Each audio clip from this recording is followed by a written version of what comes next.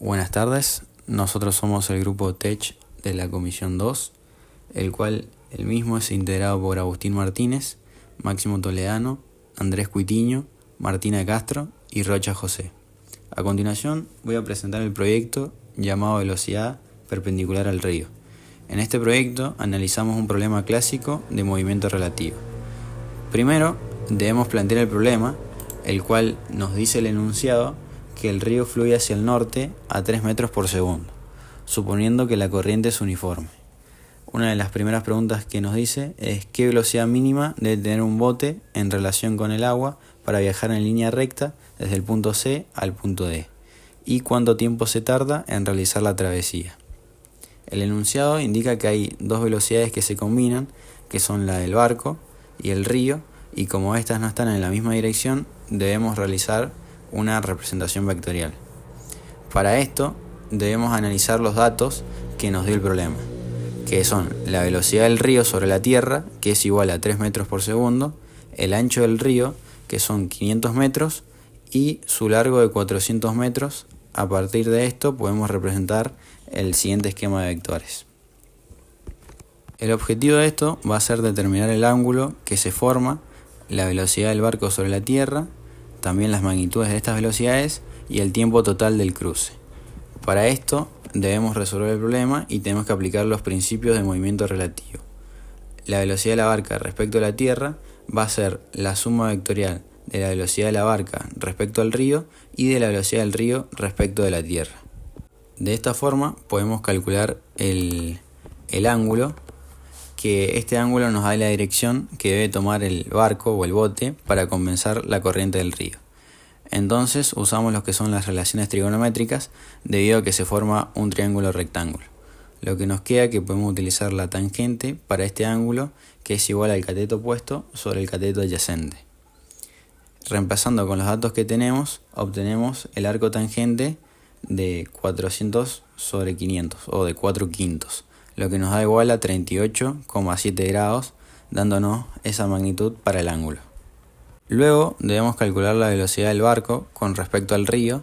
y también lo vamos a hacer utilizando lo que son las ecuaciones trigonométricas y la tangente nuevamente, dándonos que la tangente es igual a la velocidad del río sobre la tierra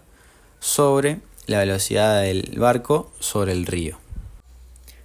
dándonos que el despeje de la velocidad del barco sobre el río es igual a la velocidad del río sobre la tierra sobre la tangente del ángulo, lo que reemplazando los datos nos va a dar igual que la velocidad del barco con respecto al río es de 3,75 metros sobre segundo. También debemos calcular la velocidad del barco sobre la tierra, que es la que le solicita el problema, y para esto debemos usar el seno del ángulo, donde despejando obtenemos que la velocidad del barco sobre la tierra es igual a la velocidad del río sobre la tierra sobre el seno del ángulo, lo que reemplazando datos nos da igual que la velocidad del barco sobre la tierra es de 4,8 metros sobre segundo. Con esto ya quedaría resuelto el primer apartado del problema. El segundo punto nos pide calcular el tiempo total del cruce, y para esto debemos calcular el tiempo, que se calcula dividiendo la distancia total del trayecto entre la magnitud de la velocidad respecto de la tierra. Para esto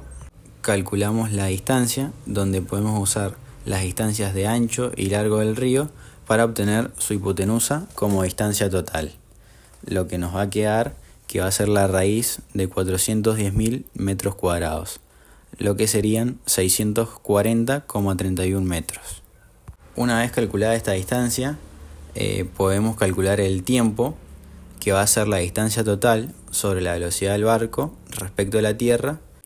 que es decir 640,31 metros sobre 4,79 metros sobre segundo, lo que nos da el valor de 133,5 segundos. Por último podemos decir que los resultados obtenidos son la velocidad de propulsión requerida del barco o del bote respecto al agua es de 3,746 metros sobre segundo, y el tiempo total del cruce desde C a D es de 133,5 segundos. También este problema se puede simular desde lo que es el Working Model, que este software nos ayudaría un montón en este problema, y para poder observar si nosotros aplicaríamos cualquier velocidad al barco, en este caso que estamos probando con 3 metros sobre segundo, si llegaría al punto exacto que queríamos calcular, que era hacia D, y en este caso no llegaría, sino que se iría más arriba. Pero ¿qué pasa si nosotros lo reajustamos con el cálculo que hicimos, que era 3,7,